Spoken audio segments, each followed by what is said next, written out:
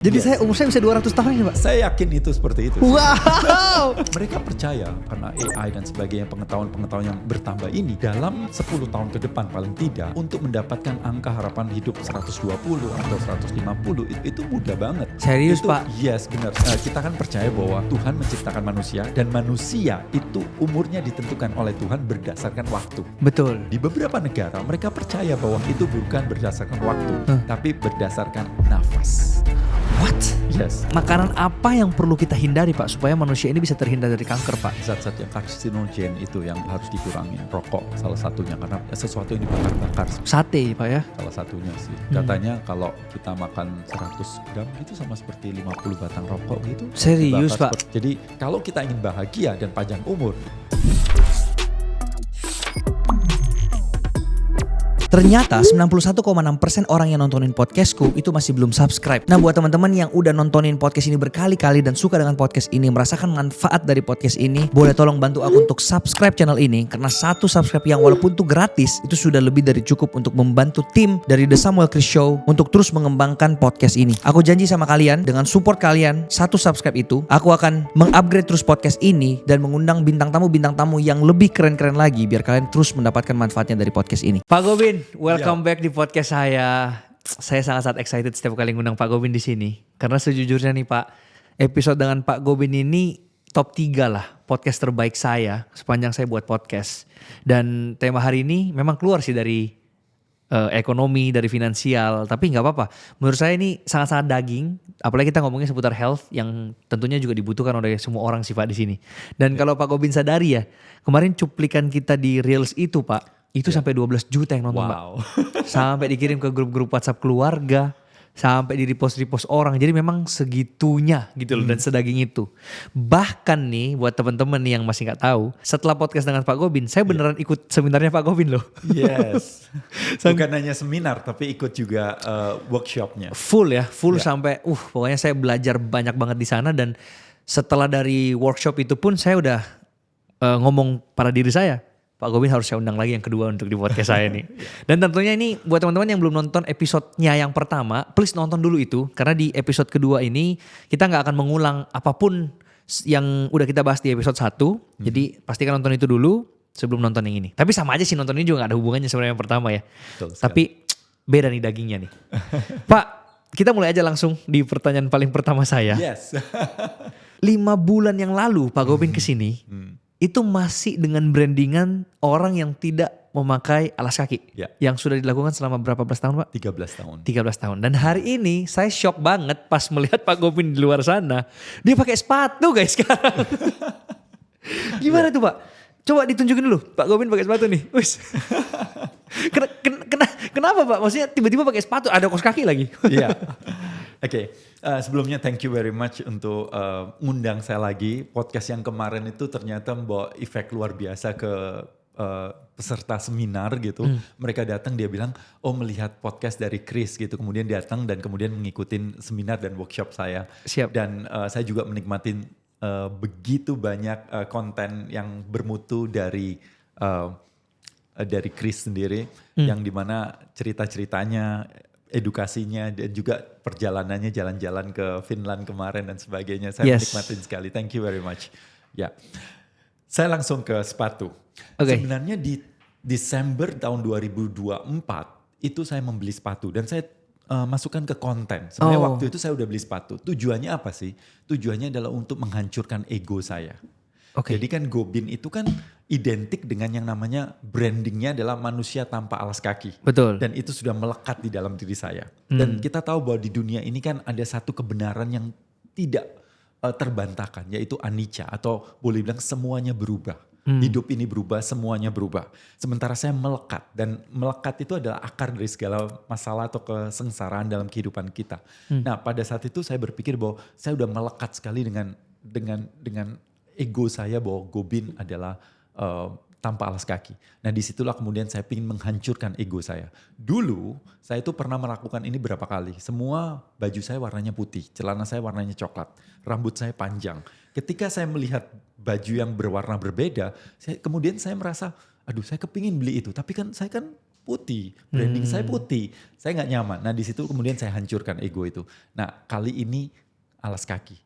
Dan tahu nggak Sam, kan orang pakai alas kaki untuk tidak menggunakan alas kaki itu kan berat rasanya. Setiap orang, ayo kamu nyeker gitu. Pasti aduh gila apa, nanti orang ngomong apa, nanti orang ngomong apa gitu. Itu kan berat. Nah saya sendiri berat, perlu 1 tahun untuk memastikan saya berani untuk nyeker itu perlu 1 tahun. Oke. Sementara untuk supaya saya bisa berani untuk menggunakan alas kaki, saya butuh 4 tahun. Jadi bisa bayangkan ya bahwa ternyata saya itu melekat sekali terhadap nyeker saya sehingga saya ingin hancurkan. Tujuannya apa sih sebenarnya? Begini Sam, dalam kehidupan kita ini sebagian besar orang di dunia itu tahu bagaimana caranya sukses untuk mencapai apapun yang kita inginkan. Tapi masalahnya adalah kita tidak berani untuk melepas identitas kita sendiri gitu. Contoh nih, saya dulu itu orang sosial. Gobin itu terkenal dengan kemana-mana ke seluruh Indonesia mengajarkan sesuatu dengan gratis. Tiba-tiba saya membuka kelas yang berbayar. Nah ketika saya membuka kelas berbayar itu ada perasaan yang tidak nyaman sekali. Loh kok Gobin kok komersial ya? Iya. Nah untuk melepaskan ego itu bahwa Gobin adalah seorang yang sosial menuju seseorang yang kelasnya berbayar itu setengah mati. Nah menurut saya setiap orang itu punya trauma-trauma, punya masalah dalam kehidupannya dia yang dimana mereka itu pingin sesuatu tapi terhalang. Yang menghalangin adalah dirinya sendiri. Ya. Jadi saya mau ke sana. Yang menghalangin bukan saya tahu tujuan ke sana tapi pantat saya nempel di sini. Nempel itulah yang masalah. Nah saya pingin menghancurkan itu. Karena di dunia ini kehidupan kita perlu belajar ikhlas. Dan belajar ikhlas itu salah satunya tidak melekat pada apapun yang terjadi. Nah salah satunya hal tersebut. Wow. Saya melepaskan ego saya, menghancurkan ego saya. Tapi setiap harinya tidak begini kan Pak? Sebagian besar enggak. Okay. Kalau bisa melihat saya pakai sepatu itu beruntung sih sebenarnya. Ya berarti saya beruntung nih hari ini ya. Sengaja emang sekarang hari ini saya mau podcast dan mau menunjukkan bahwa saya tidak melekat pada ego saya sebagai seseorang yang tanpa alas kaki. Iya, iya. Tapi tujuan-tujuan saya untuk mengumpulkan dana untuk anak-anak terlantar itu tetap ada. Tetap ada Pak ya? Jalan. Iya. Iya, iya. Nah saya juga di 2026 ini akan ganti branding banyak banget nih Pak. Kayak salah satunya saya mulai dari podcast saya mau pakai jas gitu kan. Karena ini brandingan yang menurut saya belum ada di Indonesia. Jadi ya ada sedikit pergantian lah. Tapi sebenarnya bukan untuk melepaskan ego sih Pak. Saya untuk memang ganti branding aja gitu. Pak, kita tadi ngobrol-ngobrol di belakang dan sempat Pak Gobin cerita bahwa 3 bulan ke belakang ini adalah masa-masa yang paling berat buat Pak Gobin. Betul. Tapi belum sempat diceritakan lebih lanjut tuh Pak. Apa yang terjadi Pak? Iya. Menurut saya setiap orang pasti punya masa-masa berat dalam hidupnya. Dan setiap orang itu punya titik lemah dalam hidupnya seperti itu. Dan saya sendiri ketika ada masalah finansial contohnya beberapa tahun lalu ketika hampir semua uang saya, investasi saya hilang begitu. Yang semua saya letakkan di satu tempat dan hilang. Instrumen apa itu Pak? Ya gak usah diceritain.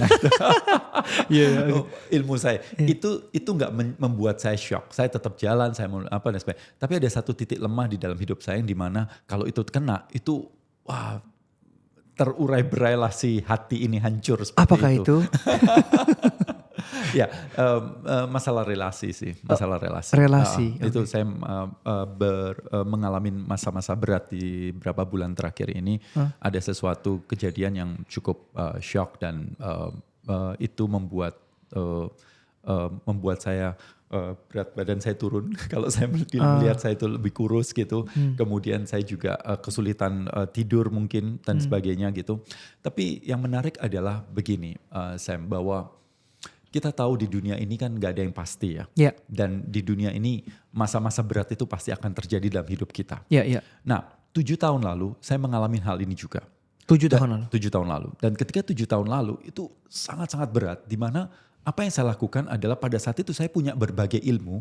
Dan ilmu itu saya lakukan. Jadi saya jam 4 pagi bangun, kemudian saya melakukan yoga, meditasi, atur nafas, melakukan force mindfulness, dan begitu banyak teknik yang saya gunakan selama 2 jam.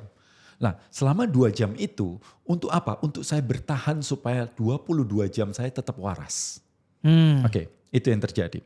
Nah dari pengalaman 7 tahun lalu, akhirnya saya setiap hari sejak saat itu memberdayakan diri saya untuk menguatkan diri saya. Karena saya tahu bahwa suatu hari saya akan mengalami masa yang kurang lebih sama seperti ini atau bahkan lebih berat.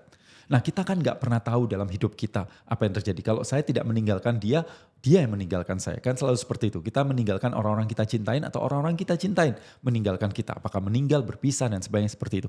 Itu dalam kehidupan kita. So penting banget dalam hidup kita itu kita menguatkan diri kita. Membuat sesuatu kekuatan sehingga ketika masa berat itu terjadi kita masih bisa bertahan. Karena kalau tidak ini kita akan lumpuh sendiri. Nah apa yang saya lakukan adalah saya melakukan olahraga, olah nafas, olah pikir, melakukan itu semua. Dan dalam hidup kita, kalau kita ingin bahagia kan kita harus fokus pada apa-apa yang kita bisa kontrol dalam hidup kita. Dan yang kalau kita lagi sehat, yang kita bisa kontrol paling tidak ada 3, yaitu tubuh, nafas, dan pikiran kita. So ini yang harus dikuatkan dalam setiap hari. Nah kalau kita kuatkan, apa yang terjadi? Ketika kita kecil, masalah besar. Ketika kita besar, masalah kecil. Betul? Jadi fokus dalam hidup kita, fokus untuk meningkatkan kemampuan-kemampuan dalam diri kita. Sehingga ketika masa berat itu terjadi, maka kita tidak, ya pasti berat. Tapi paling tidak kita bisa bertahan di kondisi-kondisi berat itu. So selama 3 bulan itu sangat-sangat berat dalam hidup saya. Dan yang menarik adalah, begini Sam. Pada saat itu saya punya pilihan. Tentu setiap orang punya pilihan kan. Apakah mau ngambil jalan yang ringan atau mau jalan yang berat begitu. Nah pada saat itu saya cukup dalam meditasi dan bertanya pada diri saya. Gobin kamu mau apa ini? Ini jalannya seperti ini. Ini adalah jalan yang berat, ini jalan yang ringan. Mana yang kamu ambil? Kemudian saya memilih jalan yang paling berat. Yang menurut saya itu yang paling berat dan itu yang saya pilih. Kenapa Pak? Kenapa seperti itu? Karena saya tahu di dunia ini bahwa semua itu ada harganya. Kalau kita ngambil yang ringan, memang sih kelihatannya enak gitu. Tapi ya kita gak akan mendapatkan sesuatu pelajaran yang besar. So saya mengambil hal yang paling berat. Ini chance-nya itu 0,1% saya mengatakan begitu. Hanya keajaiban yang bisa membuat saya ini lewat situ. Saya bilang gitu. Tapi saya percaya bahwa saya fight gitu. Jadi di sisi lain saya fight, tapi di sisi lain orang ngomong harus ikhlas. Mana yang harus dalam kehidupan kita. Kan dalam hidup kita selalu ada pertempuran dalam apakah kita mau ambil jalan ini atau ini. Antara mengikhlaskan, ikhlas itu kelihatannya baik. Tapi bisa aja ikhlas itu dianggap sebagai pelari dari tanggung jawab seperti itu. Kan bisa juga seperti itu. Memfight itu dikatakan kamu itu kok orangnya kok kekeh banget, keras kepala batu. Tapi di sisi lain juga kita tahu bahwa ikhlas itu penting. So dalam hidup kita nggak ada benar-benar yang 100% benar begitu. Yeah. Kurang lebih seperti itu, bahwa kita perlu untuk masuk ke dalam diri sendiri dan meditasi dan benar-benar mencari apa yang benar-benar hati Anda inginkan dan pada saat itu lakukan dengan sepenuh hati. Dan pada saat itu berat sekali, tapi yang menarik adalah ada keajaiban-keajaiban terjadi di situ. Nah keajaiban kecil hanya cuma 1% itu atau 0,1% itu terjadi. Dan kemudian keadaan berubah dan saya oke-oke aja sekarang. Saya bisa bertahan dan ya udah melewatin badai yang besar itu menurut saya. Wow. Ya. Wow, berarti kalau misalnya saya ajak Pak Gobin podcast 2 bulan yang lalu belum tentu bisa ya Pak? Belum tentu bisa. Sekarang baru di saat yang paling tepat ya untuk itu. Oke, Pak. Saya mau masuk ke topik kehidupan yang lebih dalam lagi nih, yaitu tentang umur panjang. Karena kan selama ini banyak sekali orang yang ngomong umur itu di tangan Tuhan. Ya memang benar sih, umur itu di tangan Tuhan, Tuhan yang ngatur semuanya. Tapi menurut Pak Gobin sendiri, ada gak sih cara untuk membuat manusia itu umurnya bisa panjang? Iya. Ini kan sepanjang kehidupan manusia itu kan kepingin umur panjang. Bukan umur panjang tapi bahagia juga, seperti itu. Betul. Nah kalau kita mau melihat bahwa kehidupan sekarang ini umurnya sudah jauh lebih panjang dibandingkan berapa ratus tahun lalu. Oh ya? Iya betul. Jadi selama ini kan orang selalu percaya bahwa orang zaman dahulu itu umurnya panjang-panjang gitu. Betul. Kakek nenek kita umurnya panjang, pada dasarnya enggak. Hah? Yes, betul. Kalau kita kembali ke mungkin 200 tahun lalu, umur manusia paling 30 atau 40 tahun. Yang benar Pak? Betul, serius. Lah bukannya 1000 tahun Pak? Enggak ada. Enggak pernah ada penelitian atau fosil ditemukan bahwa umur manusia 1000 tahun. Bahkan para mumi-mumi yang di Mesir itu yang raja-raja itu umurnya 30 tahun, 20 sekian, paling ya kurang lebih segitu. What? Yes, betul sekali. Okay. Betul sekali. Jadi begini, kalau kita mau melihat kehidupan kita, kalau orang mengatakan bahwa oh kakek saya, nenek saya itu umurnya 100 tahun gitu ya. Coba tanya sama kakek neneknya, kira-kira saudaranya berapa? Dia bilang, oh saudaraku 12. Tapi yang 12 itu waktu umur balita 6 mati, ini mati. Dan kalau kita rata-rata bahwa umurnya itu ya cuma 40 tahunan begitu. Dan kenapa kok kita bisa mempunyai angka umur yang lebih panjang gitu? Ya otomatis kedokteran sangat-sangat mempunyai peran di sini, dan salah satunya adalah satu hal yang paling ajaib. Kalau orang tanya pada saya, Gobin, keajaiban terbesar di dunia ini apa gitu? Keajaiban terbesar gitu. Saya akan mengatakan dengan gampang dan pasti, yaitu antibiotik. Antibiotik. Orang selalu mengatakan pada Gobin itu anti kimia kan, betul ya? Yeah, betul ya? yeah. Dan kenapa kok Gobin kok mendukung antibiotik? Mari kita melihat bahwa manusia selama ratusan ribu tahun itu punya 3 musuh utama. 3 musuh utama. 3 musuh utama itu yaitu satu kelaparan, kedua adalah perang, dan yang ketiga adalah infeksi. Selama ratusan ribu tahun itu kita itu berperang terhadap hal tersebut. Dan karena hal itulah umur manusia gak bisa panjang. Tapi perang di tahun 45 setelah perang dunia kedua selesai lah. Adalah sedikit-sedikit. Kemudian yang kedua adalah kelaparan. Waktu Ethiopia tahun 80 ada kelaparan, setelah diselesaikan maka boleh dibilang dunia ini gak ada yang kelaparan. Adalah sedikit-sedikit boleh dipinggirkan. Tapi tahun 1929 Ian Fleming menemukan si antibiotik. Itulah keajaiban luar biasa. Karena kalau kita mau melihat tahun 000 waktu Nabi Isa lahir atau Yesus lahir, itu manusia itu cuma 130 juta orang jumlahnya. Dari 000 sampai abad ke-19, berarti 1900 tahun, manusia itu berkembang dari 130 juta menjadi 1,5 miliar. Berarti kan sekitar 12 kali selama 19 abad. 1900 tahun. Tapi yang menarik, Sam, dari tahun 1900 menuju tahun 2000, yaitu dari 1,5 miliar menjadi 6,5 miliar. Sekarang 8 kali. Ya, berarti 5 miliar orang nambah dalam 100 tahun. Apa yang membuat 5 miliar orang ini nambah? Salah satunya adalah peran dari antibiotik itu sendiri. Bahwa angka harapan hidup ketika dulu kalau kita terkena sesuatu, infeksi dan ya sudah lewat saja. Tapi karena ada si antibiotik, maka kemudian angka harapan hidup kita itu meningkat dan meningkat dan meningkat. Seperti itu. Nah sekarang angka harapan hidup itu terus ditingkatkan. Karena apa? Karena paradigma dari para ilmuwan itu berubah. Kalau orang dulu kan percaya bahwa namanya tua itu kan adalah sesuatu yang tidak bisa di stop. Memang orang itu lahir, besar, kemudian tua dan meninggal begitu. Itu adalah suatu keniscayaan yang sesuatu takdir atau sesuatu yang bukan sesuatu yang bisa ditawar begitu. Ya. Tapi hari ini para ilmuwan melihat penuaan itu bukan menjadi sebuah takdir, tapi itu adalah disease, itu adalah penyakit. Penuaan adalah penyakit. Jadi orang tua itu sakit itu? Ya, jadi menua itu sakit gitu. Oke. Ya, jadi kalau kita bisa menemukan sebuah obat atau apapun terapi yang dimana kita bisa mengobatin penyakit yang menua itu, kita jadi awet muda. Kita bisa awet muda terus. Nah, mereka percaya karena AI dan sebagainya, pengetahuan yang bertambah ini, dalam 10 tahun ke depan paling tidak, itu untuk mendapatkan angka harapan hidup 120 atau 150 itu mudah banget gitu. Serius itu, Pak? Yes, benar. Maka itu saya pikir, kenapa ya kok saya lahir di tahun 70-an, harusnya saya lahir di tahun-tahun ini gitu sehingga bisa panjang umur lebih. Jadi umur saya bisa 200 tahun ini Pak? Saya yakin itu seperti itu. Wow, oke.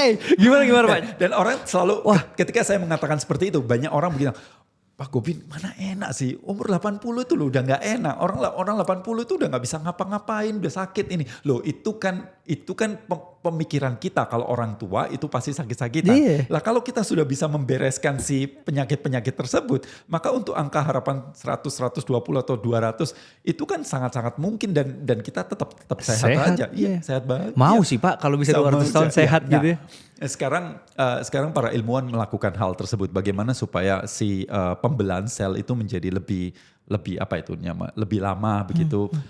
Itu sedang diteliti macam-macam. Ada salah satu orang namanya Brian Johnson yang mereka melakukan berbagai terapi,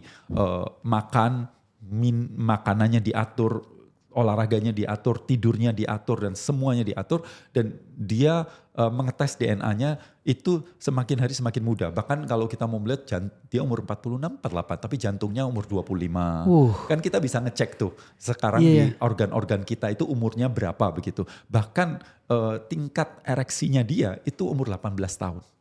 Si Brian Johnson itu. Umur berapa dia, Pak? Umur 46, 48 seperti itu. Wow. Tapi masih muda seperti itu. Maksudnya secara genetik itu masih muda sehingga angka harapan hidupnya ini. Dan kalau menurut dia hal yang paling penting adalah tidur. Dia menurut dia. Nah, kalau menurut saya hal yang paling penting adalah nafas. Oke. Kenapa seperti itu? Karena kalau kita mau melihat penelitian-penelitian yang ada, kajian Framingham 5.000 orang, 5.200 orang selama 7 dekade diteliti seperti itu. Faktor tertinggi untuk menentukan longevity itu bukan genetik, bukan makan, tapi kapasitas paru-paru. Jadi kapasitas paru-paru kita ini yang perlu untuk dijaga, kalau perlu untuk ditingkatkan, maka kemudian kita mempunyai angka harapan hidup yang lebih tinggi. Nah, orang-orang yang tinggal di dataran tinggi itu angka harapan hidupnya lebih tinggi daripada yang rendah. Kenapa seperti itu? Karena udara tipis. Ketika udara tipis, otomatis tubuh kita akan berusaha untuk beradaptasi dengan kondisi yang susah itu kan, kondisi yang udara tipis itu, sehingga dia memperkuat si kapasitas paru-parunya seperti itu. Dan kalau kita mau ini bukan sains ya, ini kepercayaan. Jadi menariknya begini.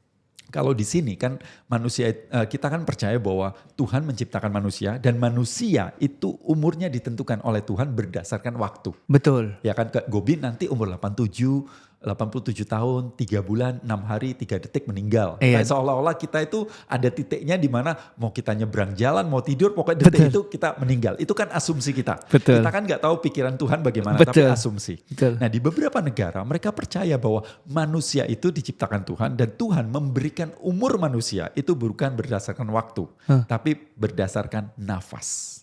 What? Yes, karena waktu kan relatif, mereka percaya. Kalau kita berjalan di luar angkasa dengan kecepatan cahaya 5 menit gitu, kita kembali ke bumi bisa 5 juta tahun contohnya gitu, bisa seperti itu. Karena waktu di luar angkasa dan di dalam itu berbeda. Kecepatan kita berkeliling dengan kecepatan cahaya balik lagi itu udah waktunya udah berbeda. Tapi itu kan di film, Pak. Enggak, itu realita. Itu realita. Jadi kalau saya ke planet lain nih, 5 menit saya kembali, orang udah pada mati semua, saya masih muda. Bisa, betul seperti itu. Masa itu realita, Pak? Itu realitas. Itu tapi sampai sekarang belum ada sesuatu yang bisa seperti kecepatan cahaya, kecuali ya cahaya itu sendiri atau foton itu sendiri. Tapi ya kalau kita bisa menciptakan itu yang terjadi. Wow. Oke. Terus Pak. Lepas dari itu. Nah, mereka percaya bahwa manusia diciptakan Tuhan memberikan jatah umur kita bukan berdasarkan waktu tapi berdasarkan nafas.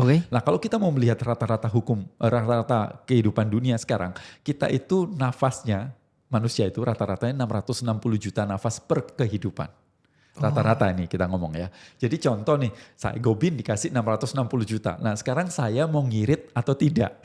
Ya kan, kalau saya irit otomatis kan lebih panjang umurnya. Tapi yang menarik sih, kalau kita mau cocok logi dengan binatang-binatang yang ada. Contohnya tikus gitu. Itu detak jantungnya bisa berapa? 500 kali per menit. Napasnya bisa 200 kali per menit. Tapi umurnya 1 tahun. Kalau kita lihat anjing, kucing juga gitu, nafasnya cepat, tapi umurnya juga pendek gitu. Lah mamalia apa yang paling panjang umurnya? Ada yang tahu? Ada tahu? Paus ya? Ya, ikan paus. Ikan paus itu bisa 200 tahun. Tapi coba lihat, masuk ke dalam, dia diam dulu di sana bermenit-menit, kemudian naik ke atas, diambil udara, turun lagi. Seperti itu. Jadi dia nafas 2 menit sekali, 3 menit sekali, bahkan 5 menit sekali. Tapi angka harapan hidupnya super panjang. Lah kalau saya olahraga Pak, saya lari itu saya ngos-ngosan, wah itu udah berapa kali nafas itu Pak. Ini menarik. Salah satu profesi yang angka harapan hidupnya rendah itu adalah atlet. Yang bener Pak. Tunggu dulu. Oh, ini main blown banget sih ini. Maksud saya begini, saya gak minta Anda gak olahraga loh. Ya, bedakan antara sport dan exercise. Kalau sport kan dia paksa gitu, yang pokoknya harus juara, melakukan sesuatu yang maksa, pokoknya harus bagaimana dapat sesuatu. Sementara exercise untuk kebugaran. Nah, yang menariknya kalau kita olahraga 1 jam sehari, emang ngos-ngosan di situ. Tapi sepanjang 23 jamnya otot jantung kita kuat dan detak jantung kita lebih lambat. Kalau kita nggak olahraga, detak jantung kita cepat terus, napas kita juga cepat. Nah kalau kita olahraga, toleransi karbon dioksida kita meningkat. Nah dengan toleransi karbon dioksida meningkat, sepanjang hari nafas kita menjadi lebih lambat. Jadi seperti itu. Tapi atlet sekarang udah oke kok. Itu mungkin penelitian lama ya, yang saya tahu ya. Tapi penelitian baru mungkin, ya saya nggak tahu penelitian baru. Tapi sekarang atlet kan diatur nafasnya, mandi pakai ARS, inflamasinya berkurang, macam-macam lah. Treatmentnya bagus lah. Jadi saya pikir mulai sekarang udah cukup tinggi. Oke, itu dengerin ya. Mau panjang umur, atur nafasmu guys. Ikut Buteyko. Jangan kayak aku nih ya, udah ikut workshop Buteyko gak pernah dipraktekin.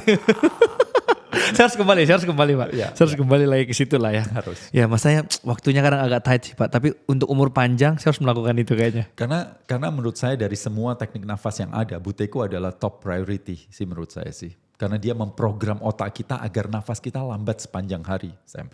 Kalau manusia lambat nafasnya, maka bisa dipastikan dia nggak mungkin marah-marah. Emosi bisa terkendali. Karena nggak ada orang marah-marah dengan nafas yang lambat. Nggak mungkin kan. Benar. Pak, tadi kan belum disebutkan tuh obat spesifik untuk panjang umur tuh. Apa memang belum ada ya? Masih diteliti ya? Masih diteliti. Mereka membuat bagaimana caranya untuk si sel-sel ini tidak cepat membelah begitu. Oke, nah kita udah ngomong panjang umur, tapi kalau panjang umur doang gak bahagia, sia-sia kan. Nah sekarang kita bahas gimana caranya untuk tetap bisa bahagia dan stabil seperti itu Pak. Karena kan selama ini yang saya tahu bahagia itu ditentukan dari luar. Betul. Saya dapat views banyak, saya happy. Ketika misalnya ekonomi lagi turun sedikit, rugi di kripto sedikit, langsung jadi stres, di saham anjlok stres gitu kan. Itu gimana sih Pak supaya bisa bahagianya itu stabil? Betul. Jadi gini. Saya nggak bisa nyebut nama, tapi saya punya seseorang sahabat yang ini artis ngetop lah, ngetop lah di Indonesia, semua orang tahu lah. Kira-kira saya tahu nggak Pak? Harusnya tahu. Tapi kemudian dia itu ngobrol dengan saya, pinter, jenius, pemikirannya hebat dan sebagainya, enak banget ya.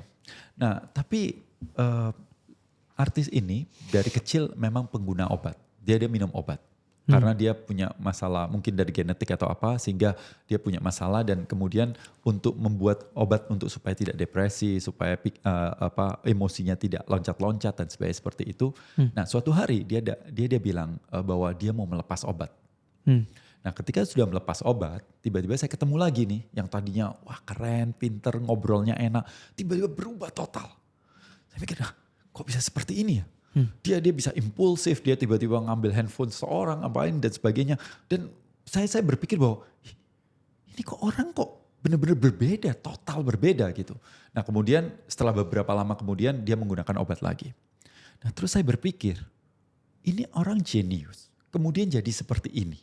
Kemudian balik lagi seperti itu. Yang membedakan semuanya sama, tapi dia menggunakan obat-obat kimia tertentu.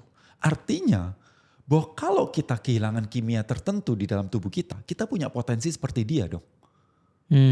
Lah dia bisa kacau banget, bisa depresi, bisa tidak. Ini tergantung dari kimia di dalam tubuh kita.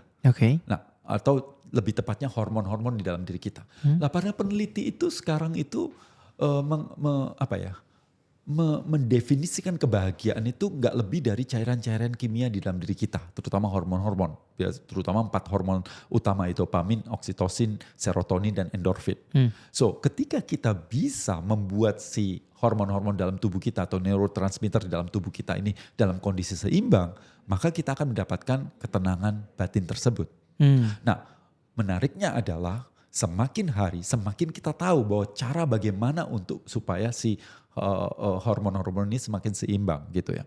Nah salah satunya adalah bahwa bakteri-bakteri di dalam usus kita itu membawa peranan besar terhadap hormon dalam tubuh kita. Jadi ketika kita stres pencernaan terganggu, betul ya. Tapi yang lebih dalam sebenarnya ketika pencernaan kita terganggu kita menjadi stres. Karena 95% serotonin itu diproduksi di usus kita. Nah kalau kita mau melihat bahwa kalau dibandingkan sel manusia dan bakteri, itu satu sel manusia itu berbanding 20 bakteri dalam tubuh kita. Sehingga boleh bilang 90% tubuh kita ini bakteri. Bukan masanya tapi jumlahnya. Jadi kita ini manusia atau bakteri sih? Kayaknya bakteri yang jadi manusia deh. Nah, seperti itu. Artinya bahwa 5.000 tahun lalu kalau di China sana itu mereka percaya kalau kita mau panjang umur dan bahagia, salah satunya adalah kita perlu untuk mempertahankan atau merawat pencernaan kita. So pencernaan kita itu perlu dirawat. Nah ternyata sekarang baru ketahuan 15 tahun lalu nggak ada yang menghubungkan antara depresi dengan bakteri, nggak ada. Nah tapi sekarang kita tahu bahwa ini adalah salah satu sumber utama kenapa kita menjadi depresi. Seperti itu. Nah yang menarik adalah orang-orang di suku Afrika sana pernah diambil bakterinya di dalam ususnya, diteliti ada sekitar 740 diversity. Jadi jenisnya itu ada sekitar 740. Terus orang-orang di Amerika di kota-kota besar seperti itu diambil sekitar 200 sekian. Sehingga kita mengalami degradasi atau penurunan dari bakteri-bakteri tersebut. So semakin kompleks diversity-nya bagus dan jumlahnya seimbang dan sebagainya, maka kita akan mendapatkan kebahagiaan tersebut. Nah, ada juga orang-orang yang terkena skizofrenia, diambil bakterinya itu dimasukkan ke tikus dan tikusnya mempunyai perubahan perilaku. Gimana tuh? Ya dia jadi aneh gitu. Kita nggak tahu apa yang dalam tikus skizofrenia juga kita nggak tahu. Tapi perubahan perilaku artinya bahwa ini penting banget untuk merawat ini untuk mendapatkan kebahagiaan itu sendiri. Berarti bahagia itu dari perut, dari bakteri ya Pak ya? Bakteri ini memproduksi serotonin. Ada bakteri tertentu kalau ketemuin, bakteri tertentu menciptakan melatonin. Dan itu membuat kita ngantuk dan tertidur. So bisa bayangkan bahwa kita sangat-sangat tergantung terhadap hal ini. Jadi boleh bilang kita dengan bakteri itu simbiosis mutualisme. Jadi kalau kita ingin bahagia dan panjang umur, ya kita perlu memperhatikan sesuatu yang hidup di dalam diri kita, yaitu bakteri-bakteri dalam tubuh kita. Nah, terus maksudnya gimana Pak? Masa kita makan makanan kotor gitu Pak supaya bakteri gimana Satu adalah kita perlu untuk mengkonsumsi sesuatu yang bersifat probiotik. Probiotik. Nggak usah sebut nama. Itu banyak gulanya. Oke, probiotik sebenarnya banyak. Salah satunya di Indonesia itu oncom, tape, tempe juga. Tapi kalau tempe udah dipanggang, digoreng, otomatis hilang. Harus mentah dong. Probiotik. Sebenarnya nggak ada tempe mentah. Emang pernah ada tempe mentah? Yang putih? Ya itu kan udah matang, udah dimasak sebenarnya. Oh itu bisa dimakan langsung? Iya, tapi cari yang higienis. Cari yang higienis. Ada beberapa merek yang mengklaim higienis sehingga kita bisa makan. Ada probiotiknya, ada prebiotiknya, ada postbiotiknya. Bagus banget. Di tempe itu bagus. Tempe is superfood. Sayang banget kalau di sini mental tempe gitu. Padahal di luar negeri itu superfood. Kalau kita ke Eropa itu superfood disebutnya. Jadi sayang banget kita nggak memanfaatkan si tempe tersebut. Tempe, oncom, tape, kalau di luar negeri ada kimchi, ada sauerkraut, ada natto kalau di Jepang. Waduh. Itu enak banget, saya suka banget sama natto. Natto gak bisa telan Pak. Natto gak bisa telan, fix. Iya. Enak banget. Nah, itu yang kita perlu lakukan. Tapi sekarang kenapa kok begitu banyak orang kena mental health? Karena salah satu bakteri yang dari manusia yang kurang. Kenapa salah satunya? Karena satu, kita tidak melahirkan secara natural lagi. Di dalam vagina itu, waktu anak itu keluar, dia terpapar oleh bakteri dari isi ibu itu sendiri. Karena kalau melahirkan secara sesar nggak dapat. Kemudian banyak orang tua yang sekarang tidak menyusuin. Kalau menyusuin juga dipompa. Padahal di puting susu ketika seorang itu menyusuin, si anak itu menyusuin, dia akan mendapatkan bakteri-bakteri tersebut. Nah untuk mengetahui itu paling oke sebenarnya stool test. Jadi tes dari tinja kita dan kemudian dicek bakteri mana yang kurang. Nah di situ yang ditambahkan. Itu yang pertama. Yang kedua tentu prebiotik. Prebiotik adalah makanan dari si probiotik itu sendiri, yaitu serat. Nah, kalau kita mau melihat TikTok, kita melihat Instagram, hampir semuanya influencer itu ngomongin soal protein. Kita overrated sebenarnya terhadap protein itu sendiri. Kalau mau dilihat dari data-data yang ada, protein sendiri nggak cukup, nggak kurang-kurang banget kok. Orang Indonesia atau orang luar negeri itu di Amerika. Tapi yang hampir pasti adalah kita kekurangan serat. Nah, bagaimana supaya kita bisa lebih oke bakteri kita? Kita panduan dari para ahli adalah 30 sampai 40 jenis sayur-sayuran atau buah-buahan dalam setiap minggu kita harus konsumsi. Gimana tuh Pak 40 sayuran? Gampang, di Indonesia kan ada rujak, ada pecel, gado-gado, itu kan macam-macam sudah. Rujak aja udah 10 jenis buah-buahan. Masalahnya saya asam urat Pak. Jadi kalau saus kacang, jangan pakai saus kacang. Karena kebanyakan orang berpikir asam urat itu ya karena purin. Tapi asam urat itu kan ya kok apa itu namanya? Yang pertama jeroan harus dihilangkan. Kemudian bukan kolesterol, seafood. Yang ketiga adalah daging. Baru yang keempat adalah kacang-kacangan. Itu pun kacang kulit keras yang tinggi purinnya. Oke. So itu yang kedua. Yang ketiga caranya bagaimana supaya kita bahagia adalah bergerak. Bergerak. Ketika kita aktif bergerak, ini tubuh kita akan memproduksi berbagai hormon-hormon tertentu, tapi juga bakteri kita suka dengan bergerak. Masalahnya Indonesia adalah manusia yang paling malas bergerak di dunia, yaitu cuma 3.400 langkah. Kalau nggak salah kita udah bahas di podcast sebelumnya ya, seperti itu. Terus kemudian matahari, itu penting banget. Kita tahu Sam, kalau kan baru pergi ke luar negeri ya, ke musim dingin. Depresi, bunuh diri itu tertinggi ketika masa-masa winter itu sendiri.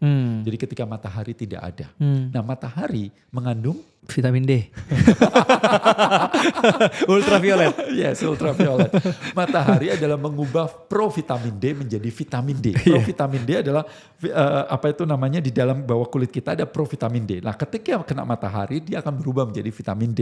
Jadi dia bisa mengubah vitamin atau berbagai hormon dalam tubuh kita. Sehingga pastikan Anda kena vitamin D. Sementara di Indonesia di dalam rumah harus pakai sunscreen. Katanya seperti itu. Oke. Kemudian olahraga grounding. Grounding itu juga akan membuat kita lebih bahagia karena dapat elektronegatif. Dan kalau kita susah tidur, coba berkebun.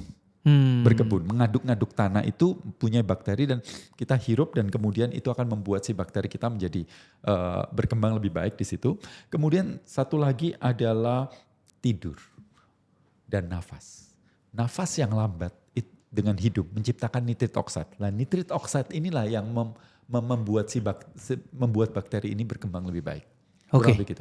Pak, kalau gitu, kalau misalnya semuanya itu udah tergantung dari bakteri, terus kenapa bisa manusia itu bisa tetap membenci, bisa tetap mencintai atau membenci lah? Ya, begini. Kita itu, saya mau tanya, Sam, kita ini kan di Indonesia ya, dan kemudian kita mencintai Indonesia. Pertanyaan besarnya, kenapa kita mencintai Indonesia? Karena ini negaraku. Tunggu, ya negaraku. Jadi kalau seandainya Sam tinggal di China, tetap mencintai Indonesia atau mencintai China? Mencintai China sih. Ya oke. Maksud saya begini. Kenapa kita mencintai? Karena ada begitu banyak cerita yang kita dengarkan tentang kebaikan-kebaikan Indonesia itu sendiri. Dan kita diidentifikasikan dengan si Indonesia.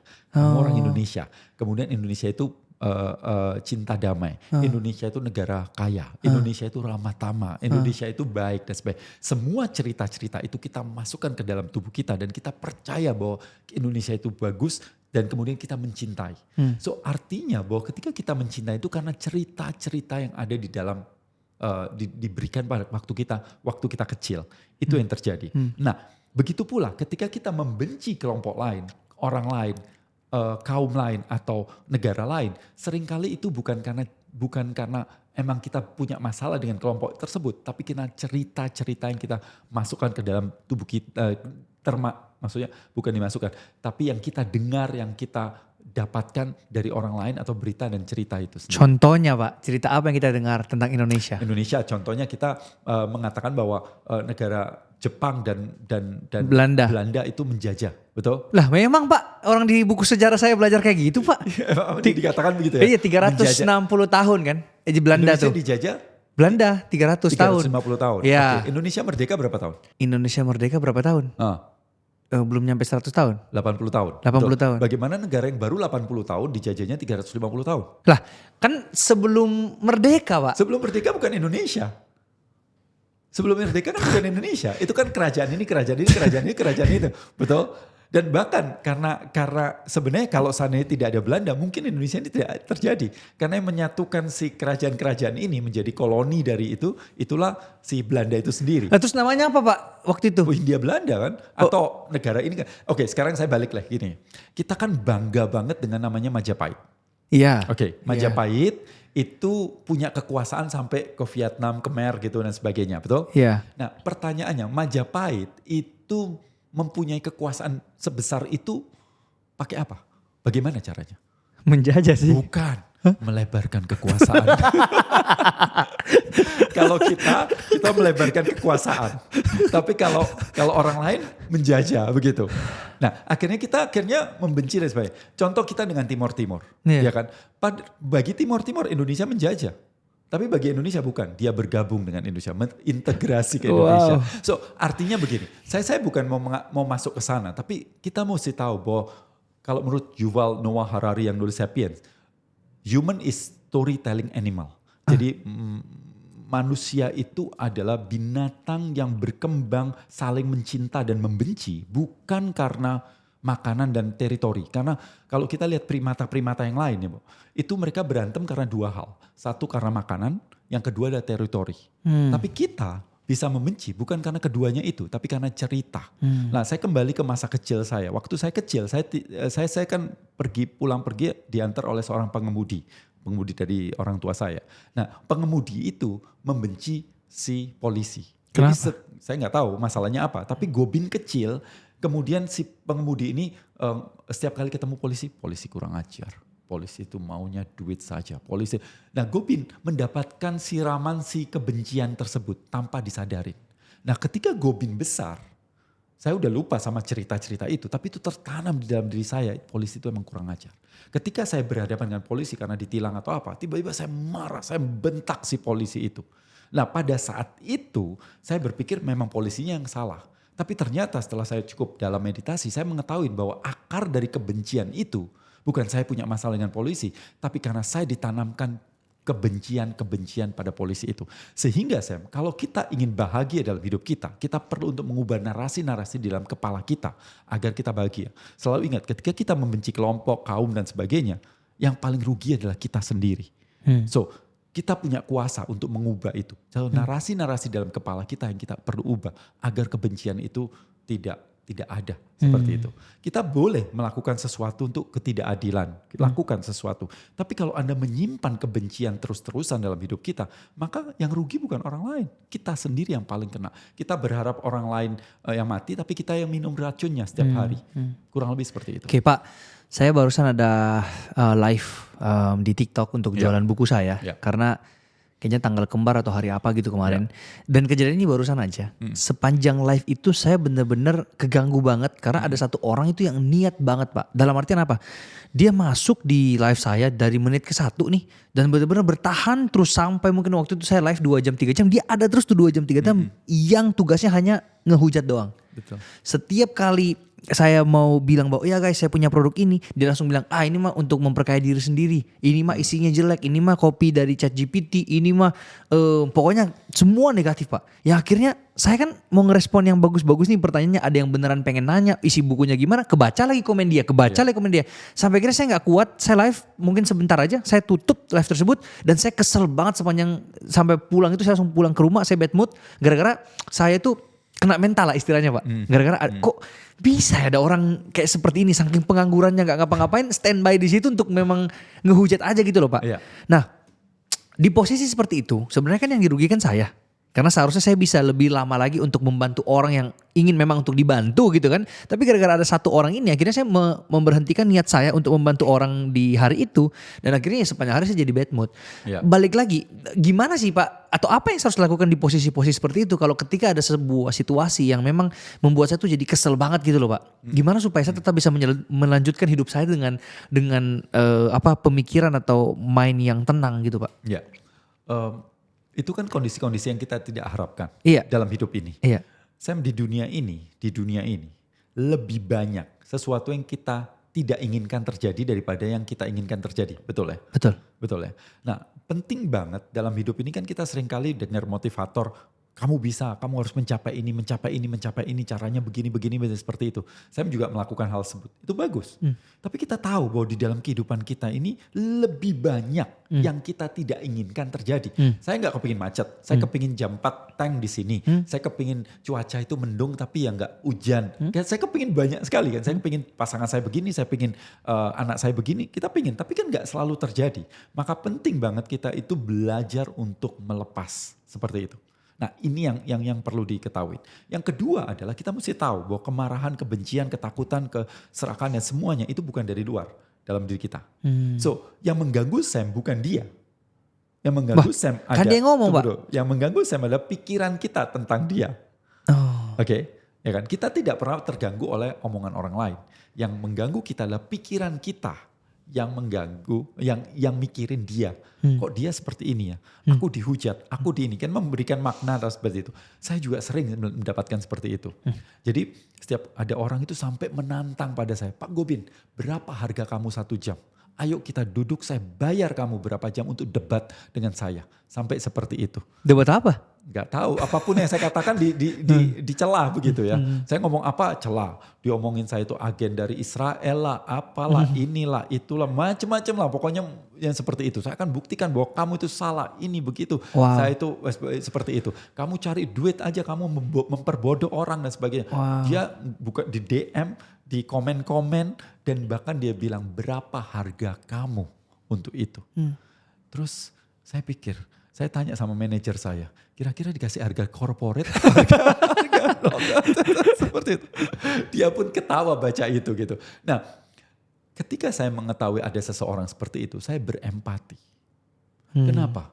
Karena ketika coba perhatikan ya, ada seseorang yang scroll Instagram gitu, dia lihat orang ini, sok tahu, sok pinter, gaya aja. Nah ini kan berarti apa? Ketika dia melihat sesuatu, dia terpicu.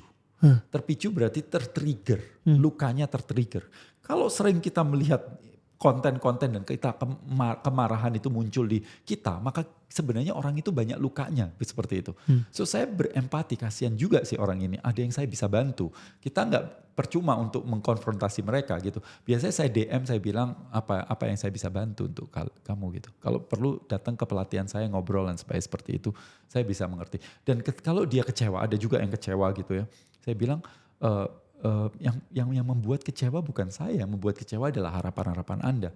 Tapi lagi-lagi nggak banyak orang yang mau berpikir sampai di situ. Sama seperti saya, ketika saya kecewa bukan karena perilaku orang. Saya kecewa karena harapan-harapan saya. Harapan Sam kan disupport semuanya. Disupport semua orang dan sebagainya. Dan ketika ada seseorang yang begitu, ya. Dan orang seperti itu biasanya cuma sedikit kok. Tapi kan kita terganggu oleh yang kecil seperti itu kan. Betul, berarti ujung-ujungnya persepsi Pak ya? Ya, it's a persepsi. It's all perception. Ketika lingkungan kita tidak sesuai dengan apa yang kita harapkan, bagaimana reaksi kita terhadap itu aja sih sebenarnya Pak? Itu yang paling penting. Jadi ketika ada sesuatu kita ditanya oleh kehidupan kita, Gobin ini ada kejadian ini. Kamu mau kasih makna apa ini? Mau kasih makna baik atau buruk tergantung dari kita. Nah saya punya cerita soal makna ya. Ada seseorang guru spiritual didatengin oleh seorang ibu gitu, muridnya, yang kemudian dia curhat tentang kejelekan suaminya. Suamiku begini, suamiku begitu, suamiku begini, suamiku. Setengah jam dia dengerin si guru spiritual itu. Dan tiba-tiba guru itu bilang apa? Anjing. Dan apa yang terjadi? Si murid ini bukan mengartikan bahwa itu penghinaan, tidak. Dia bilang ini guru spiritual, ini guru suci. Ini bukan penghinaan, ini adalah dia pingin saya belajar dari anjing. Dan apa yang terjadi? Dia lihat anjing bagaimana caranya memperlakukan tuannya. Kemudian dia mengubah sikapnya ketika suaminya datang, dia tungguin di depan pintu seperti anjing lagi senengin gitu. Kemudian didengerin, ditemenin dan sebagainya. Dan hidupnya berubah. Sam, anjing is anjing Sam. Right. Tapi apakah anjing itu penghinaan? Apakah anjing itu adalah sesuatu yang dimana saya harus belajar dari dia? Siapa yang menentukan? Saya menentukan. Wow. Ya kan? Ketika saya jalan-jalan di Peru atau Chili, tiba-tiba saya kan nggak pakai alas kaki. Tiba-tiba ada seorang waiters itu melihat saya dan bilang, hey you are homeless ya, kamu gelandangan ya. Dan kemudian anak saya bilang gini, papa, apa? Kita dibilang homeless, gelandangan. Gimana papa?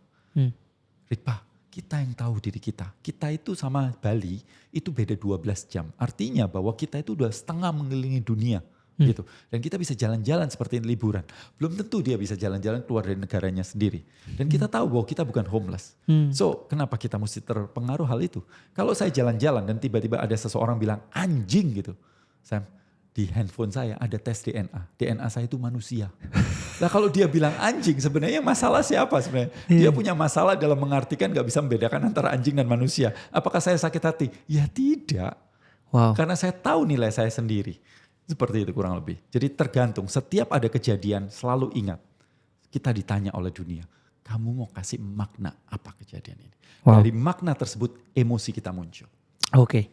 Dan satu lagi, contohnya di dunia ini kan kita tahu bahwa kita ini bukan hidup dalam realita. Kita hidup dalam namanya persepsi. Iya, persepsi. Dan perception kalau di marketing is more important than reality. Yes. Itu kan, begitu kan. Nah contoh yang paling gampang lah, saya mau tanya, binatang apa yang, langsung jawab ya, tapi tanpa mikir. Binatang apa yang paling jorok, paling menjijikkan? Kecoa. Wih, udah pasti Kenapa? Loh, kalau kecoa terbang itu sama kita gini sih. Serem banget. Gak tahu, jijik aja sama kecoa. Jijik lah kecoa. Coba cek di Google atau apa, bahwa kecoa adalah binatang paling bersih di dunia. Salah satu binatang terbersih di dunia. Yes. Itu paling gak ada 2 universitas yang pernah saya baca penelitiannya tentang kecoa tersebut. Gimana? Kecoa itu kan ada kilap-kilapnya di sayap. kulitnya itu ya, Iya. ada kilap. Nah itu anti superbug, jadi E. coli, Mars, COVID, apa itu nempel dia mati. Dan kecoa itu adalah salah satu binatang tercerdas di dunia. Secara evolusi itu tercerdas. Karena kecoa itu ada 225 juta tahun lalu, itu sudah ada. Waktu 65 juta tahun lalu waktu meteor itu jatuh ke bumi dan dinosaurus habis, itu kecoa masih hidup sampai sekarang. Wow. Dan waktu Hiroshima dan Nagasaki itu meledak, seluruh binatang mati. Satu-satunya binatang yang masih hidup kecoa. Dan kalau kita ambil kecoa, kita potong nih kepala kecoa nih, dia masih bisa hidup 10 hari. What? Yes, kecoa adalah super animal sebenarnya. Tapi kan lagi-lagi persepsi kita adalah kecoa adalah jorok dan sebagainya gitu. Nah, sekarang coba contohnya ya. Orang bilang, tapi kan kecoa kan di toilet. Iya benar. Toilet kan jorok gitu. Mungkin ya toilet adalah tempat yang paling bersih di rumah kita. Bisa jadi seperti. Ada penelitian, coba cek ya, bahwa di pesawat itu ada penelitian bahwa tempat yang paling bersih di pesawat adalah toilet. Tempat yang paling jorok, tahu nggak? Nampan tempat kita makan itu yang paling jorok, banyak bakteri. What? Tahu, toilet seat sama bantal kita itu bisa sampai 7.000 kali lebih banyak bakterinya daripada toilet seat. Yes. Yang menarik adalah ketika kita naik lift, kita pencet tombol lift, kita nggak cuci tangan. Kita tombol toilet, kita cuci tangan. Betul. Padahal tombol lift itu 30 kali lebih berbakteri daripada tombol toilet. Sumpah ini podcast termain blown yang pernah ada. Tunggu dulu. Kalau kita ambil kulit kita dan kita ambil kulit kecoa, kita bawa ke laboratorium, kulit kecoa 8 kali lebih bersih daripada kulit kita. Jadi sebenarnya Sam, kalau kita ketemu kecoa lari, sebenarnya kecoa yang jijik sama kita. Iya sih. Ya, tapi lagi-lagi kita kan persepsi. Jadi kita bergerak itu bukan karena kenyataan, sebenarnya persepsi dari kehidupan kita seperti itu. Iya sih. Nah, maka itu penting banget bahwa dalam kehidupan kita senang atau tidak, bahagia enggak tergantung dari apa yang di dalam. Sehingga orang-orang yang bisa mengatur apa yang ada di dalam dirinya, maka dia akan mendapatkan kebahagiaan. Yes. Wow, ini podcaster mind blown nih Pak. Banyak sekali fakta-fakta yang benar-benar saya baru tahu juga sekarang nih Pak. Pak, saya mau masuk ke sesuatu yang lebih dalam tentang kesurupan. Karena kan ini kita masih main di persepsi, di pemikiran, mindset dan lain-lain. Menurut Pak Gobin, kesurupan itu beneran ada atau enggak Pak? Enggak. Jadi lagi-lagi Sam, kenapa kok orang selalu mengatakan bahwa kesurupan itu ada roh lain masuk ke dalam tubuh kita? Iya, gitu kan? iya. Nah pertanyaan yang paling besar yang perlu kita tanyakan dalam kehidupan ini. Satu pertanyaan penting, dari mana kita tahu apa yang kita tahu? Saya ulangin ya. Dari mana kita tahu apa yang kita tahu? Oke. Nah kita taunya dari mana? Dari orang lain. Iya. Betul. Dan orang lain kalau ditanya, apakah dia melihat ada setan masuk? Enggak. Dia taunya dari orang lain, dari orang lain, dari orang lain. Dan kalau kita mau telusurin bahwa yang pertama yang dalam kehidupan kita ya, kalau kita mau telusurin, baru beberapa ratus tahun atau beberapa ribu tahun manusia itu mengandalkan apa yang disebut kebenaran itu berdasarkan sains. Selama ratusan ribu tahun kita tidak mengandalkan yang namanya sains. Kita mengandalkan apa yang disebut authority based truth. Atau orang-orang yang dianggap membawa sebuah kebenaran tersebut. Nah contoh 5.000 tahun lalu kita berada di Mesir atau atau kita di Yunani gitu. Kemudian kita jalan-jalan, kita ada petir. Aduh apa itu petir? ini apa ini? Kita nggak tahu fenomena itu. Dan kita mau tanya sama siapa? Ya tanya sama kepala suku, ahli nujum, dukun, apa itu namanya, pemimpin kelompok. Ya. Nah orang-orang ini disebut authority based truth. Orang-orang ini yang selalu tahu jawaban. Orang-orang ini anti untuk tidak tahu. Betul. Dia itu ego dia pasti tahu jawabannya. Kalau kita ke dukun, tanya, dompet saya hilang. Oh itu diambil ini. Ini sakit. Oh ini guna-guna. Pasti dukun selalu tahu jawabannya seperti itu kan. Nah ketika itu ditanyakan, itu apa? Ya dengan gampangnya dia bilang, oh itu dewa Zeus lagi main cemeti gitu. Nanti ini ombak kenapa? Oh ini dewa ombak dan sebagainya. Artinya dia cuma ngomong, maka itu satu kepercayaan. Dan kepercayaan lain itu berbeda satu dengan lainnya. Kalau kita lahir di Arab dan kita lahir di India contohnya, kita percaya neraka itu panas. Tapi kalau kita di Finland, mereka percaya neraka itu dingin. Gak mungkin Pak. Iya, coba aja. Saya habis dari Finland. Betul. Kenapa saya gak tanya ya nerakamu itu dingin apa panas? Karena panas itu yang dicari. Kan mereka mencari panas. Iya dingin sih. itu kan gak enak di sana kan. Jadi dimasukkan ke sesuatu tempat yang dingin banget. Nah itulah nerakanya dia. Wow. Jadi boleh dibilang bahwa kenapa kita itu percaya hal tersebut. Gak ada sainsnya. Tapi karena si cerita tersebut. Dan kita percaya dan kita bunuh-bunuhan karena cerita. Bisa karena seperti saya tadi bilang. Bahwa narasi di dalam kepala kita. So pada dasarnya. Kesurupan. Kenapa? Ya ada orang-orang yang memang highly suggestible atau orang-orang gampang yang disugesti lebih gampang yang biasanya kesurupan. Tapi bisa jadi karena tumpukan dari emosi-emosi yang ditumpuk kemudian dia meledak sehingga emosinya itu membajak dirinya sendiri. Nah di dalam kelas TRI contohnya yang saya ada, tiba-tiba nih ada yang shaking. Begitu shaking apa yang terjadi dia tiba-tiba bangun. Gitu. Nah itu gimana tuh? Saya tanya, kamu siapa? Saya penunggu di sini. Gitu. Kemudian saya hipno. 3, 2, 1 tidur. Tidurlah dia. Dan kemudian ketika bangun dia cerita bahwa saya seumur hidup gak boleh jadi diri saya sendiri. Saya ditekan oleh ibu saya Pak. Ibu saya dominan Pak. Bapak kita ya manusia itu otaknya manipulatif. Ketika ditekan, dia pengen menguasai yang menekan itu. Cara untuk menguasai bagaimana? Memunculkan sosok-sosok yang ditakutin bersama. Dan yang paling gampang adalah penunggu. Ya kan? Karena dipercaya penunggu itu ada di setiap rumah. Padahal kalau kita lihat rumah itu 20 tahun lalu mungkin beberapa juta rumah. Sekarang itu nambahnya berapa juta lagi gitu. Apakah setiap rumah ada penunggu berarti setannya nambah, setan beranak atau bagaimana seperti itu. Tapi kan lagi-lagi kita kan selalu seperti itu kan. Cerita-cerita yang diceritakan kembali. Kita gak menanyakan asal usulnya. Iya. Nah waktu saya kecil, saya itu percaya dengan hal-hal seperti itu. Bahkan saya pernah ikut dunia lain, pernah tahu ya? Tahu. Dunia lain Tahu. yang uka-uka gitu, itu yang seperti itu. Nah karena hal tersebut, karena waktu masih kecil, saya cerita sedikit, bibi saya yang udah 25 tahun kerja di tempat saya, dia itu sakti, dia bisa melihat, itu ada setan, hati-hati jangan di sini. Nanti kita pindah rumah, setannya ini ada pakai baju seperti ini, dia bisa menggambarkan. Suatu hari saya tanya, bibi kan pernah ke Hong Kong? Ya, di sana ada setan, ada. Gimana saya tanya? Dia bilang rambutnya panjang, belakangnya lobang. Loh, saya bilang itu mah setan Indonesia. Setan Hong Kong itu yang loncat-loncat begitu loh. Kalau kita manusia orang Indonesia melihat setan Hong Kong, apakah ngeri nggak? Enggak lah. Enggak, lucu kan? Iya. Sama, orang luar kalau lihat pocong juga lucu. Gak ada serem-seremnya. By the way, pocong itu enggak serta-merta dari dulu ada. Pocong itu baru ngetop tahun 74 ketika Benyamin Sueb kalau nggak salah bikin sebuah film namanya Setan Keramat. Dan disitulah si pocong itu ada. Dan mulai saat itu orang percaya bahwa ada setan namanya pocong. Nah, berarti sebelumnya tidak ada pocong? Nggak ada. Kalau kita mau cari-cari yang sebelumnya, awalnya itu tahun 1905 ada sebuah buku orang Belanda yang nulis ada setan kocong itu di Malaysia. Dan kocong itu jalannya begini, bukan yang begini vertikal, menggelinding. Lebih masuk akal.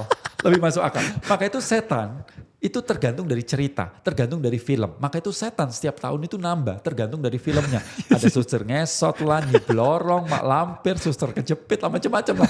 Pokoknya tergantung dari ceritanya. Tahu kuntilanak kan? Tahu. Kuntilanak itu waktu meninggal dipocong, waktu keluar pakai long dress.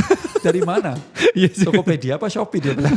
Dari mana? Tapi kan kita percaya karena cerita. Nah si Bibi itu percayanya adalah setan Indonesia. Jadi dia kalau ke luar negeri kemanapun, dia akan membawa setan Indonesia di dalam kepalanya. Make Karena sense. setannya bukan di luar, tapi setannya adalah di dalam.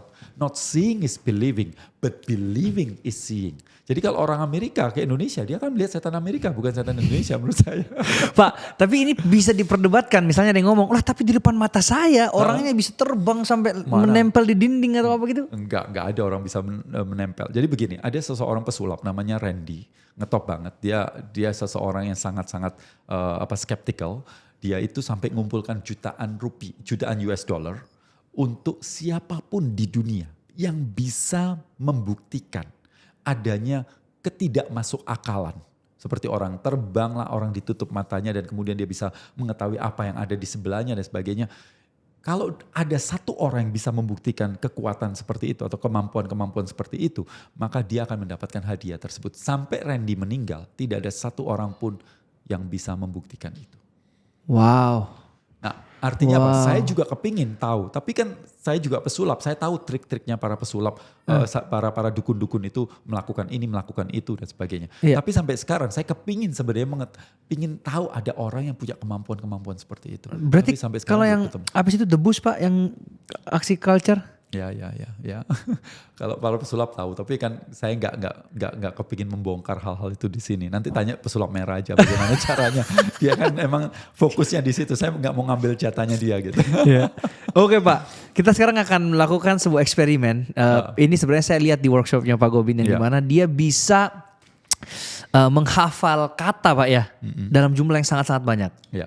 Dan kita akan buktikan di sini. Di depan saya ada apa namanya? Ada papan Pak. Ya. Yang saya akan tulis di sini kata-katanya dan Pak Gobin harus menghafal kata yang saya tulis Pak. Ya boleh.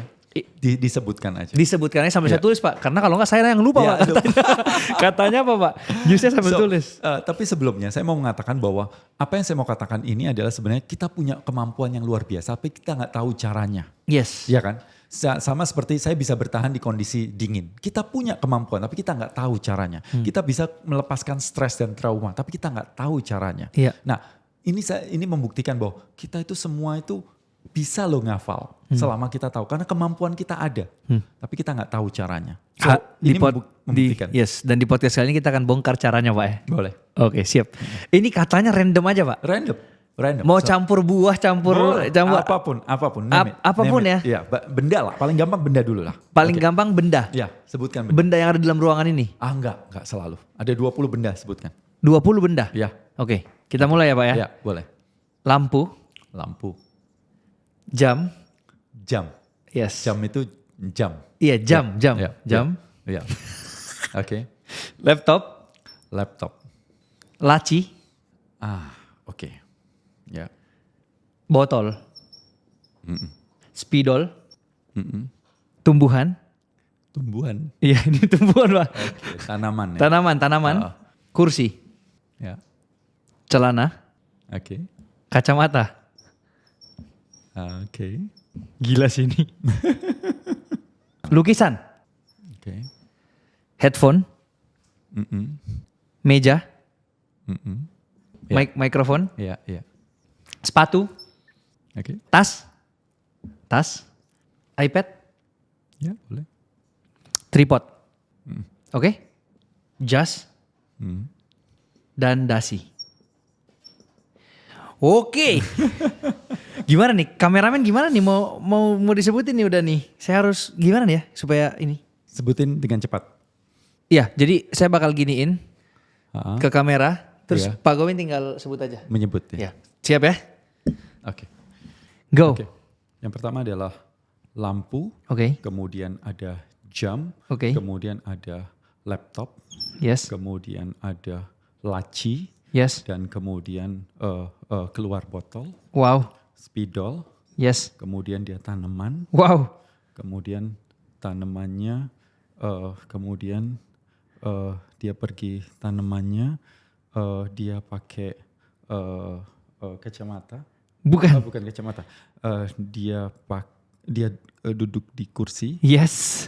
kemudian duduk di kursi, kemudian kacamata ya. No. Bukan. Duduk di kursi, kemudian dia Ada satu lagi. Sebelum kacamata, betul? Betul. Dia duduk kursi, kemudian damn. Mau dibantu Pak? Satu kata? Celana. Iya. Gak apa-apa, dilanjut ya celana and then? Celana, kemudian dia kacamata, Yes. kemudian dia lukisan, Oke. headphone, Wow. dan kemudian headphone meja, mikrofon, Yes. mikrofon, kemudian dari mikrofon, kemudian tas. No, satu sebelum. Dari mikrofon, kemudian ini apa ya? Tas, iPad. Yes. Tapi mikrofon itu pakai sepatu. Wow. Sepatu, kemudian tas, Yes. iPad. Yes. Kemudian dari iPad, kemudian ada tripod. Yes. Kemudian jas. Wow. Kemudian dasi. Wow. Wow. Pak Gobin. Apakah ini yang dikatakan dengan magician yang tadi? Ini semua orang pasti tahu. Wow. Selama kita bisa tahu cara untuk bagaimana kita menghafal, maksudnya cara bagaimana otak bekerja, sama seperti kalau kita dalam punya laptop dan kemudian cara nge-save-nya itu Ctrl S gitu. Lah kita tahu caranya seperti itu, maka pasti bisa kok Sam. Sam juga sebentar aja bisa kok. Pasti bisa gitu. Ini jadi caranya gimana Pak untuk Caranya yang pertama adalah manusia, lagi-lagi we are a storytelling. Kita itu lupa dengan definisi tapi kita selalu ingat dengan cerita. So kita perlu untuk membuat cerita dalam ini dibuat cerita. Dan cerita itu harus mempunyai emosi yang cukup tinggi atau semakin tidak masuk akal, semakin kita ingat. Jadi kalau ceritanya biasa, kalau kita keluar dan kemudian lihat kijang warna hitam, plat nomor B gitu ya normal aja. Tapi kalau kita ketemu hardtop kebuka gitu warnanya hijau, yang nyetir bule, cewek rambutnya botak tapi belakangnya panjang, dia pakai sebelahnya ada simpanse gitu, dia nyetir dengan teriak-teriak, weh gitu, kita pasti ingat sampai kapanpun. Atau sampai rumah kita ingat karena itu sesuatu yang berbeda. Jadi dalam hal ini kita perlu untuk merangkai sebuah cerita, dan cerita itu dirangkai yang dimana mempunyai emosi yang sangat-sangat tinggi. Dan menggunakan semua indera kita. Jadi kalau ada lampunya pecah piar, kemudian muncul jamnya ada ribuan jam yang keluar di situ. Nah ketika jam itu sendiri dia bingung, dia mau menghitung berapa, dia ambil laptop. Nah dia ambil laptop, kemudian dia habis ngetik-ngetik, dia masukkan ke laci gitu. Contohnya seperti itu. Wow, gitu. dan ini jadi, bisa dibuat cerita-cerita yang semakin gak masuk akal, semakin ingat seperti itu. Dan ini listnya bisa dilanjut sampai 100 Pak ya kalau memang kapanpun sih. Bisa di-train aja kemampuan ini kan. Iya betul. Wow luar biasa. Berarti ini membuktikan bahwa kemampuan manusia bisa melebihi kemampuan normal manusia, asalkan kita tahu caranya gimana Pak. Sebenarnya ini kemampuan dasar sih, tapi karena kita nggak pernah belajar, maka kita berpikir bahwa ini wow gitu. Padahal semua orang bisa, dan ada banyak teknik yang untuk mengingat itu banyak sekali. Ini salah satu yang simple, yang sederhana. Oke Pak, ini pertanyaan saya banyak sekali di sini Pak, tapi saya harus mempersingkat ini semua. Mungkin ada yang ketiga nanti lagi saking banyak yang saya mau tanyakan, tapi saya tutup dengan 2 pertanyaan terakhir ya Pak. Yang pertama itu tentang makanan Pak. Jadi makanan apa yang perlu kita hindari Pak supaya manusia ini bisa terhindar dari kanker Pak? Karena saya percaya kanker itu kan udah ada sel di dalam tubuh manusia, tinggal diaktifkan oleh makanan-makanan yang ultra processed food dan lain-lain kan. Betul. Apa Pak yang kita harus hindari Pak? Iya, yang mesti kita tahu bahwa kalau menurut penelitian kan zat-zat yang karsinogen itu yang harus dikurangin. Jadi contohnya rokok salah satunya, karena sesuatu yang dibakar-bakar seperti itu kalau bisa sih dikurangin. Kemudian daging olahan itu juga karsinogen juga. Sate Pak ya? Ya itu salah satunya sih. Katanya kalau kita makan 100 gram gitu sama seperti 50 batang rokok gitu. Serius Pak? Seperti kurang lebih seperti itu karsinogennya. Damn. Seperti itu. Jadi emang cukup perlu untuk diperhatikan seperti itu. Dan kemudian ultra processing food, anything gitu, semakin Nugget. semakin kita makan yang natural itu semakin oke, tapi ultra processed food kalau bisa sih dihilang. Contohnya apa Pak? Nugget, sosis gitu Pak ya? Ya sosis, nugget, terus kaleng-kalengan, proses-proses yang cukup, kalau makanan tuh bisa sampai awet begitu lama di dalam kaleng-kaleng seperti itu, pasti ada zat-zat yang dimana untuk membuatnya dia awet gitu, itu harus dikurangin. Kemudian coba untuk makan makanan yang sebaliknya, yaitu yang fresh, banyakin serat gitu, yang antioksidannya banyak, kemudian dia punya mikronutrients yang bagus, dan banyak zat-zat yang boleh dibilang menghindarin seperti itu. Okay. Nah, itu yang mungkin bisa kita lakukan untuk mengurangin si cancer itu sendiri. Tentu ada orang yang punya genetik cancer, ada yang tidak gitu ya. Tapi kemudian di sisi lain kita mesti tahu bahwa bukan hanya makanan itu bukan hanya dari mulut, tapi kita juga menghirup begitu banyak zat-zat di sekitar kita kan.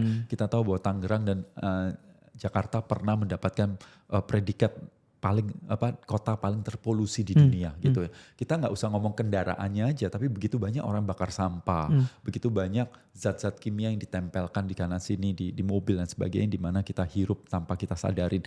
Jadi itu juga perlu untuk menjadi prioritas kita. Terus gimana Pak kita tinggal di Jakarta?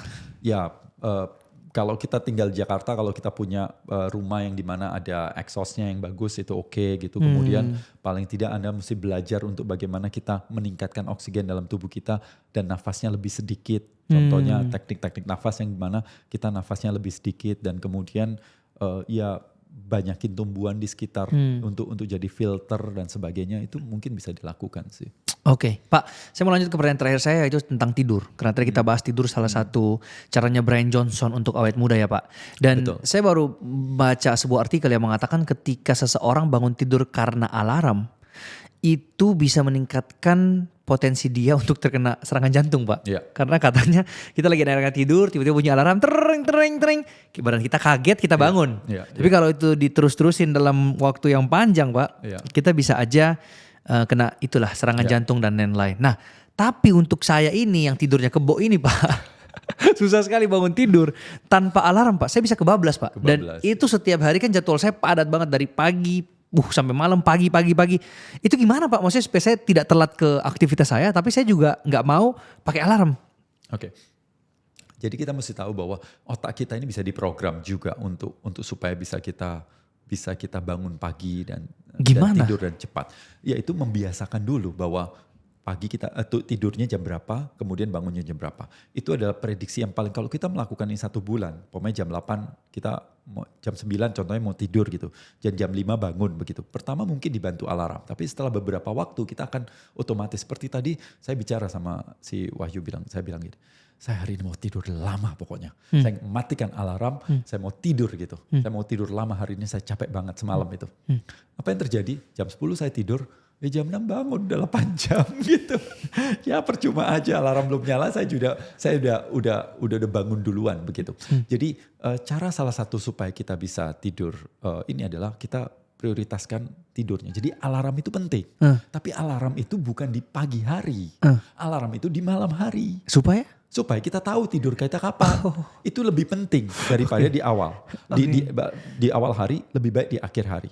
Nah, salah satu cara untuk Brian Johnson bisa tidur lebih bagus adalah yang top prioritasnya ada apa? Kita harus menjadi professional sleeper. Oh, gimana tuh?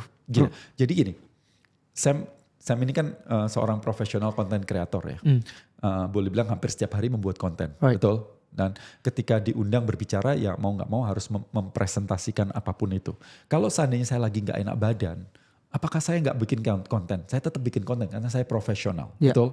Kalau saya lagi malas, saya tetap paksa diri saya seperti itu karena saya profesional. Kalau saya diundang, walaupun saya lagi, contoh sekarang lagi gak enak badan dan sebagainya, saya tetap harus melakukan yang terbaik karena saya profesional.